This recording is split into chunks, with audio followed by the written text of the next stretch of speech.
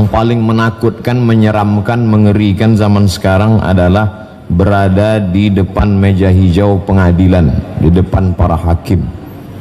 Hari ini ditakdirkan Allah saya langsung berada di 10 yang mulia hakim-hakim, Masya Allah. Tapi ada satu ayat dalam Al-Quran, Bapak Ibu semua hafal ayatnya. Di antara yang mulia para hakim itu, yang paling mulia di antaranya adalah alaisallahu bi ahkamil hakimin. Kalau satu orang hakim, kalau banyak hakimin, yang hakim di antara yang hakim itulah dia alaisallah, bukankah Allah bi ahkamil hakimin, hakimnya para hakim, yaitu Allah subhanahu wa ta'ala. Hakim di dunia itu dibagi kepada 3. Al-qudatu salasatun, ada 3. Yang pertama, menghukum tanpa ilmu pengetahuan, masuk neraka. Yang kedua, menghukum dengan ilmu pengetahuan tapi tidak dia ikutkan ilmunya karena terjerumus pada hawa nafsu, masuk neraka juga. Yang ketiga, menghukum dengan ilmu pengetahuan dibimbing oleh Allah, itulah yang masuk surga. Al-qudatu salasatun, ada 3, 1 yang selamat, 2/3 tidak selamat. Tapi ternyata ketika di akhirat nanti banyak sekali hakim-hakim itu masuk surga. Lalu ada yang bertanya kepada malaikat, hai malaikat, katanya yang masuk surga cuma 1/3, kenapa ini banyak sekali? Kata malaikat, tenang, itu hanya studi banding saja. Nah, itulah Bapak Ibu yang dimuliakan Allah subhanahu wa ta'ala. Saya ditakdirkan Allah duduk dekat dengan yang mulia hakim, yang banyak dibicarakan, yang ditakuti. Saya selama ini tidak melihat gambarnya, wajahnya, hanya mendengar beritanya. Ternyata betul kata Nabi, innallaha la yanzuru ila ajsamikum, Allah tak menengok bentuk, rupa, fisik, wajah, badan, urat, tulang, darah, daging, jantung kamu, tapi yang dilihat Allah adalah ada yang bergetar dalam diri jiwa kamu. Ketika itu yang kuat, maka itu yang memberikan kekuatan yang luar biasa. Bergetar hati-hati para koruptor itu, baru menyebut namanya sudah mereka bergetar. Kenapa? Ketakutan adanya kekuatan dalam diri. Kekuatan itulah yang dipupuk dalam bulan Ramadan ini. Allah menyebutnya dalam Al-Quran, la'allakum tattaqun. Bahasa kita kekinian, integritas. Bagaimana orang merasakan, bukan takut karena CCTV, bukan karena takut atasan, tapi karena takut kepada dia. Siapa dia? La ta'khudhuhu sinatun wala naum. Dia yang tidak mengantuk, dia yang tidak tidur. Itu kita rasakan paling lama 10 menit. Dalam sholat zuhur tadi kita takut kepada Allah, dari mulai takbiratul ihram, Allahu Akbar. Tidak ada satupun di masjid ini yang berani melihat ke atas. Padahal kalau saya rasanya sangat terpancing untuk melihat. Masya Allah, luar biasa Masjid Al-Mahkamah ini, lampunya, dindingnya, ini langsung dari Itali. Bayangkan, marmer ini dari Itali, karpetnya dari Turki, lampunya lupa pula saya bertanya dari mana tadi,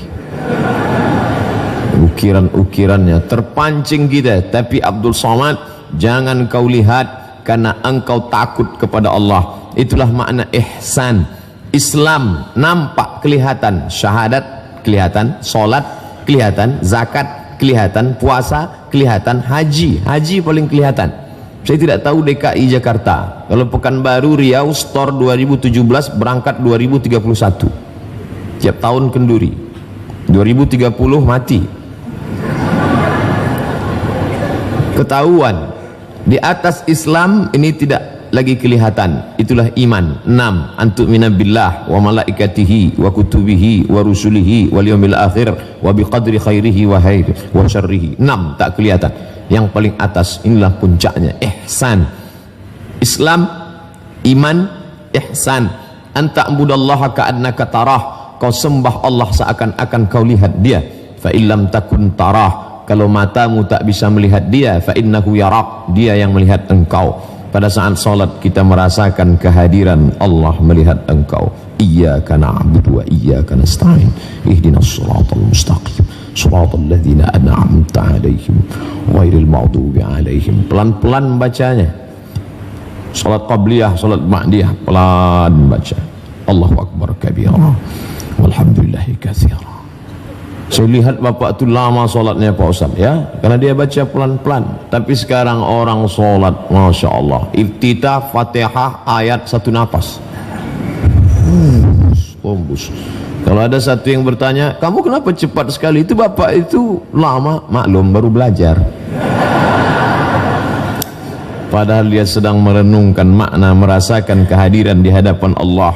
Walaupun engkau tak melihat Allah, karena Allah itu tidak berupa. Kau pejamkan mata, kau nampak hitam, merah, putih, hijau, kelabu. Apakah dia? Bukan. Walam yakul lahu kufuwan ahad. Laisa kamitslihi syai'un. Tak ada satupun yang setara, yang serupa dengan dia. Tapi kau dapat merasakan dia. Datang satu mahasiswa selengean. Pak Prof, kalau memang Tuhan itu ada, mana dia? Mana? Tunjukkan saya. Mana Tuhan itu? Mana? Mana? Ditempeleng sama guru besar. Lepak. Peleng. Sakit, iya. Di mana sakit itu? Tunjukkan saya mana sakit itu. Sakit itu adalah rasa. Merah itu bukan sakit, itu efek dari pukulan. Sakit, cinta, benci, marah, rindu, sayang ada, tapi tak bisa ditunjukkan. Makanya kalau seorang istri bertanya kepada suaminya, abang sayang sama aku, iya, mana buktinya? Sayang di dalam. Allah menunjukkan bukti-buktinya. Apa bukti dia ada? Siapa yang sanggup membuat jantung ini berdetak tak berhenti? Rasa dua jari di bawah susu sebelah kiri, berdetak dia. Siapa yang tak berdetak cepat kasih tahu. Ada dia di dalam.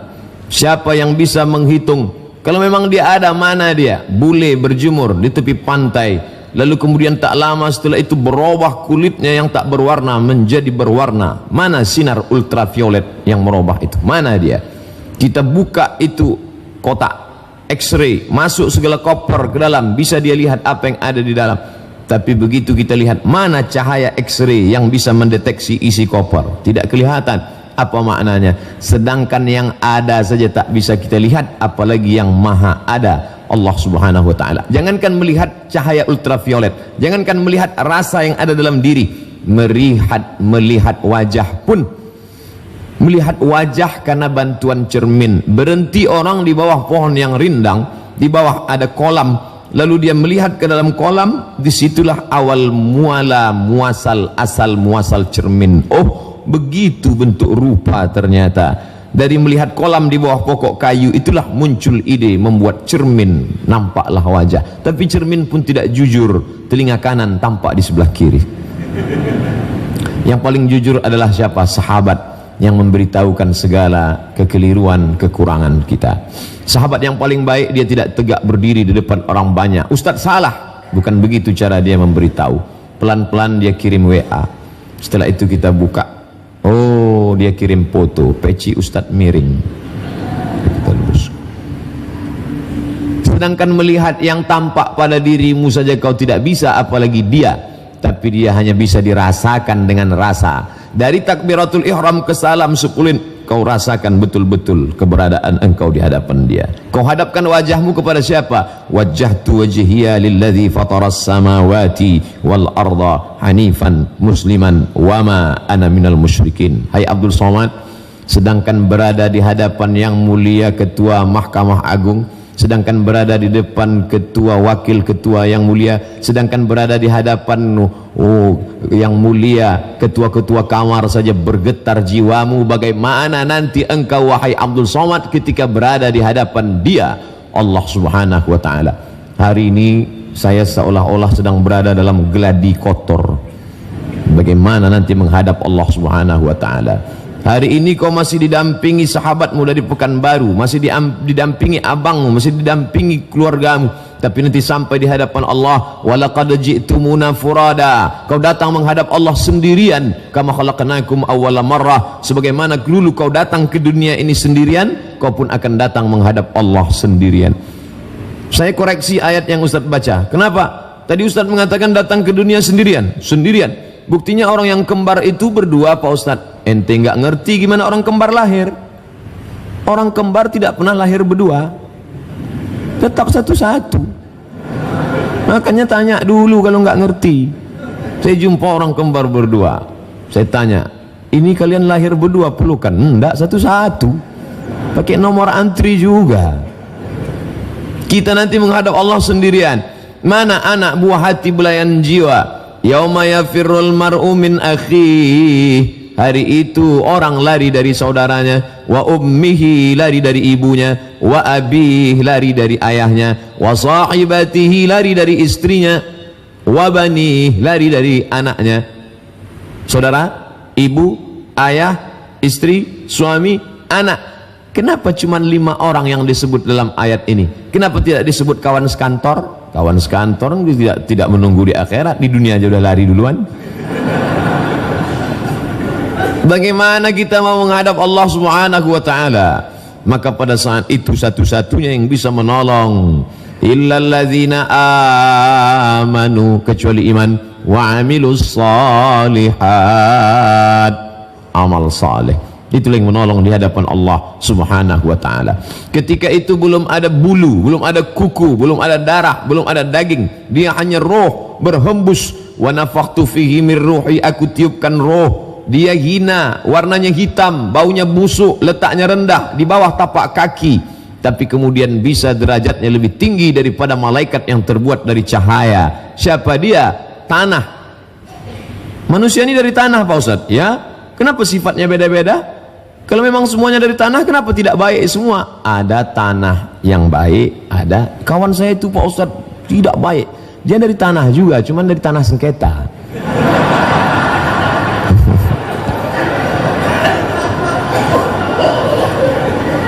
Tanah yang hina, rendah, hitam, bau, busuk, dipijak. Kenapa kemudian bisa malaikat-malaikat bersimpuh sujud kepadanya? Satu penyebab tanah itu menjadi mulia, karena Allah tiupkan ruh ke dalamnya. Fanafakhtu fihi min ruhi, aku tiupkan ruh ke dalamnya. Ruh masuk ke dalam jasad, ditiupkan, dan keluarnya juga bertiup.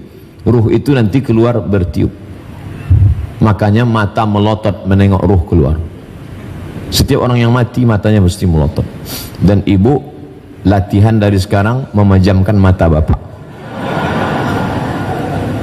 Jangan sampai kita datang ke masjid nyari Pak Imam. Pak Imam bisa datang ke rumah, kenapa? Papa dari tadi matanya terbuka, kan malu kita. Apalagi videonya baru aja di share, kolah bulan kolah bintang. Jangan terlalu lama pergi, setengah napasku hilang. Begitu dia mati, mata melotot, kita pun takut.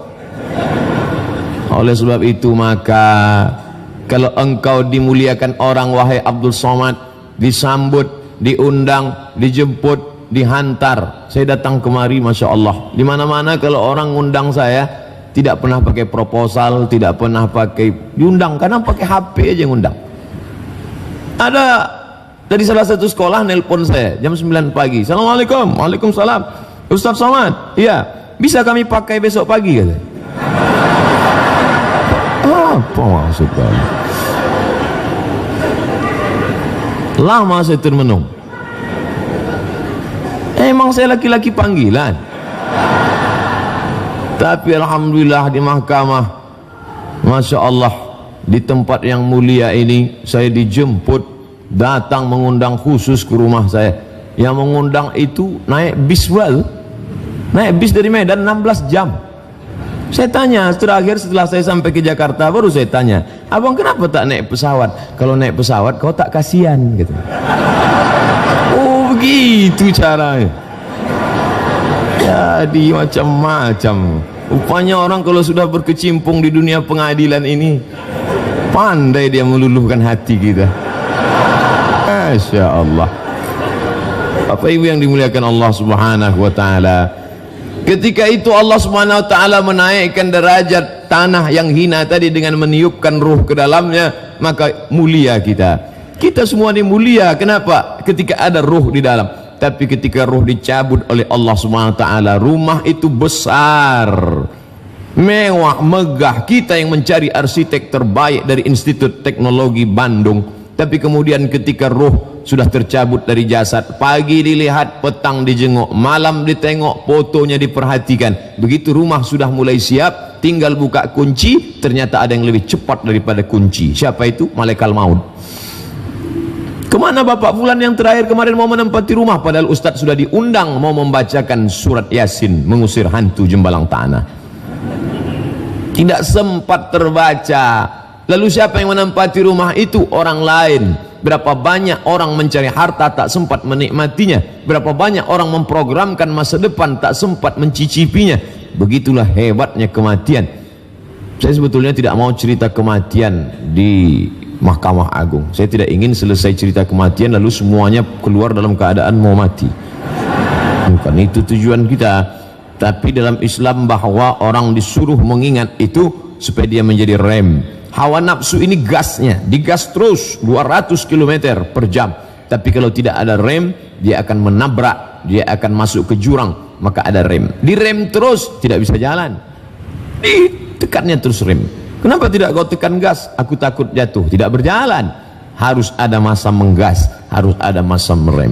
Di bulan ini kita rem semuanya. Mata kita rem, telinga kita rem, hati kita rem, otak, pikiran, semuanya kita jaga di hadapan Allah Subhanahu wa ta'ala.